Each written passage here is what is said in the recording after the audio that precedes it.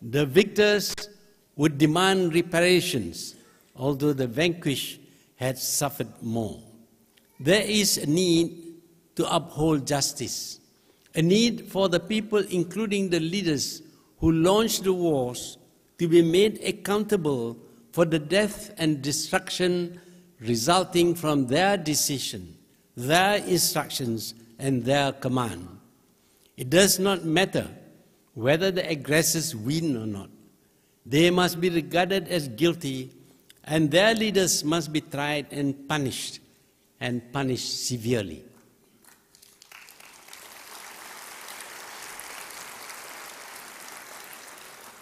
Only this would deter the aggressive from resorting to war.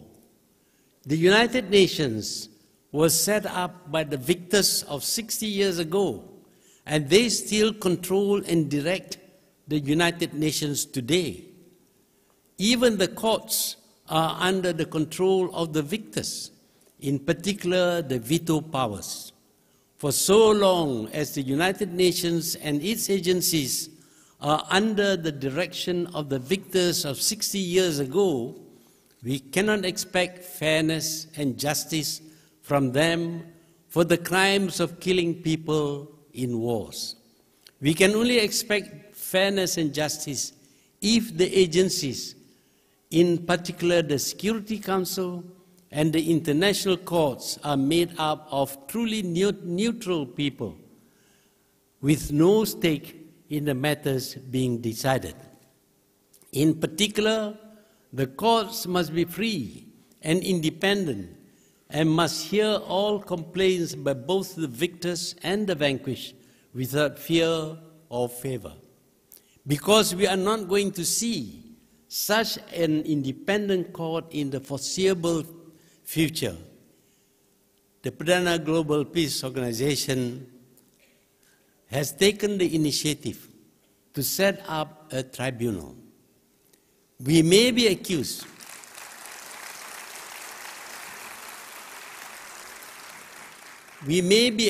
of being biased, but we find reluctance on the part of neutralists to participate in our initiative.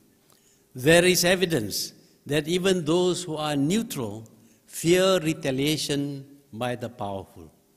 Since we cannot wait for the neutralists to the tribunal we have set up is made up of judges from various countries who have been trusted to be impartial, fair, and just.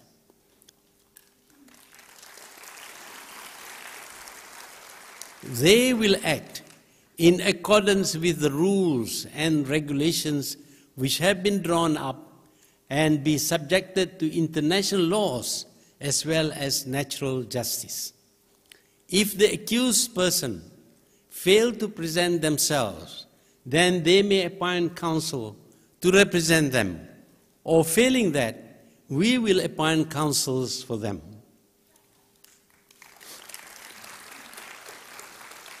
The proceedings of the courts will, as far as possible, follow the usual court procedures under the British common law system. The commissioners will determine whether there is a case to be heard.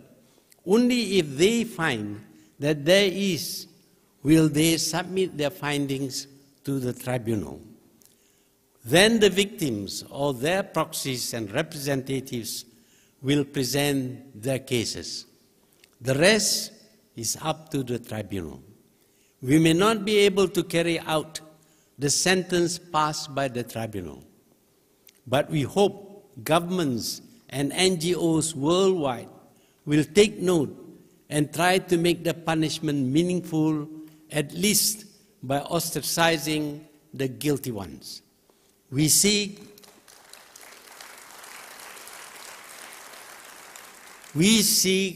moral force, as physical force will not be available to us.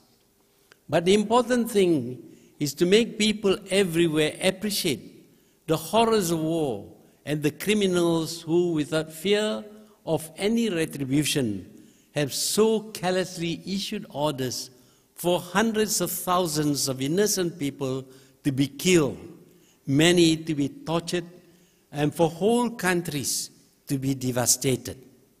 We believe that eventually the peoples of the world will come to accept that war is a crime and will condemn the warmongers and regard them as criminals. And when this happens, we may see the world becoming a more peaceful place. That is our hope. It will take time for the mindset of the denizens of this planet to change with regard to the nature of war. We may not see this happen in our lifetime, at least for most of us. But the fact that we are not likely to see it in our lifetime must not stop us from this noble struggle. As Confucius said, a journey of 1,000 miles begins with the first step. Without taking the first step, the journey will never be made at all. What we are doing is to take that first step. God willing, other steps will follow. Men must come to their senses someday. It will be a journey worth starting, even if it takes 1,000 years.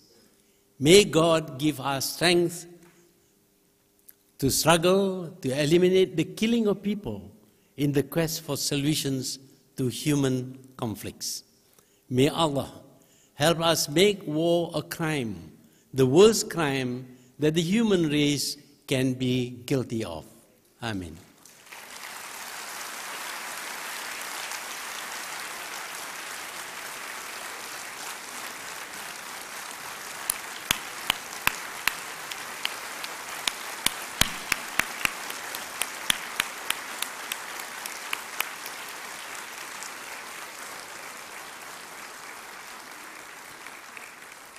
Thank you, Tun, for your inspiration and for your tireless passion. Inspired by you, we will make war a crime. Ladies and gentlemen, in a few moments I will invite Tun to officiate the opening of the International Torture Exhibition, War Crimes in Iraq. Torture, it's not an easy subject to portray, but it is very necessary to show an audience such as yourselves. By witnessing and understanding the horror of such war crimes, may we be fired up with the resolve to make a difference and to ensure that such indignities are never visited upon humankind ever again. Ladies and gentlemen, you may watch the proceedings on the screen, or you may take a coffee break, but be back in this hall promptly by 11:15.